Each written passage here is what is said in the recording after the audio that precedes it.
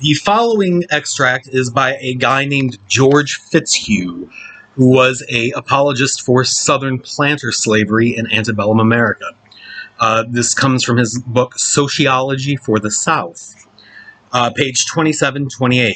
The dissociation of labor and disintegration of society, which liberty and free competition occasion, is especially injurious to the poorer classes.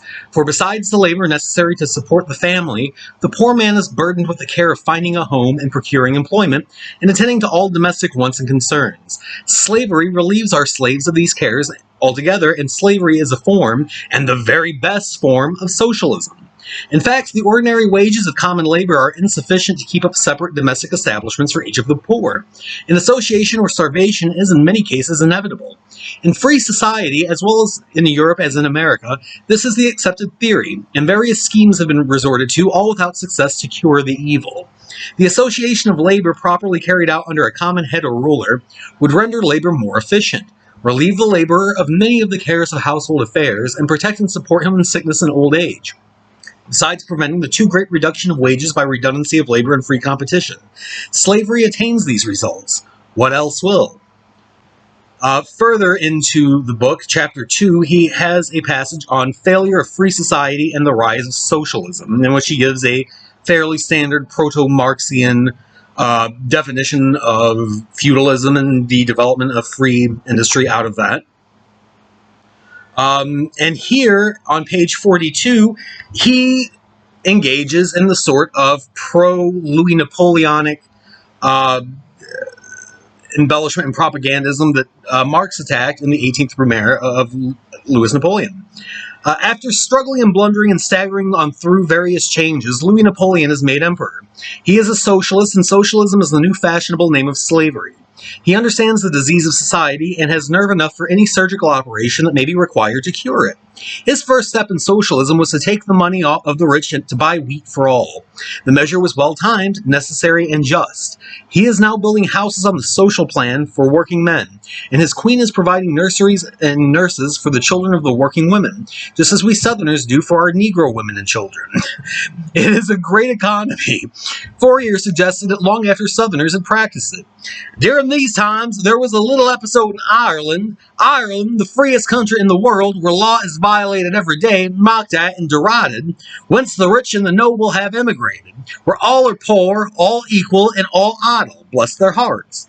A few thousands only had usually starved annually, but the potato crop failed, they had no feudal lords to buy other food for them, and 300,000 starved in a single season. No slave or serf ever did starve unless he were a runaway. He goes on, the Chartists and Radicals of England would in some way subvert and reconstruct society. They complain of free competition as a crying evil and may be classed with the Socialists. The High Conservative Party, called Young England, vainly endeavors, by preaching fine sentiments, to produce that good feeling between the rich and the poor, the weak and the powerful, which slavery alone can bring about. Liberty places those classes in positions of antagonism and war. Slavery identifies the interests of rich and poor, master and slave, and begets domestic affection on the one side and loyalty and respect on the other. And he goes on. Odd fellows societies, temperance societies, and all other societies that provide for the sick and unfortunate members are instances of socialism. The Muse in England for many years has been busy in composing dissonant labor songs, bewailing the hardships, penury, and sufferings of the poor, and indignantly rebuking the cruelty and injustice of their hard-hearted and close-fisted employers. So, and it goes on and on.